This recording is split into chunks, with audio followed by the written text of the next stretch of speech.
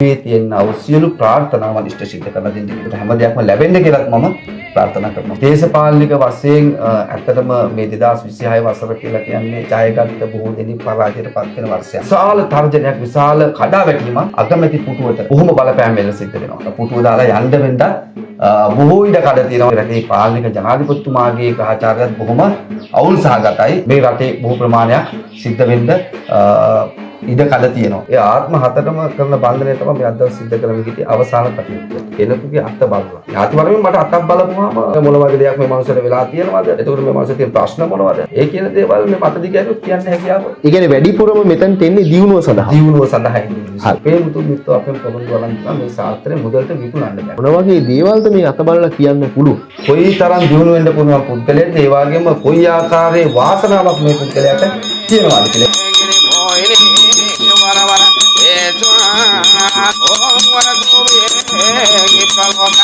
Nara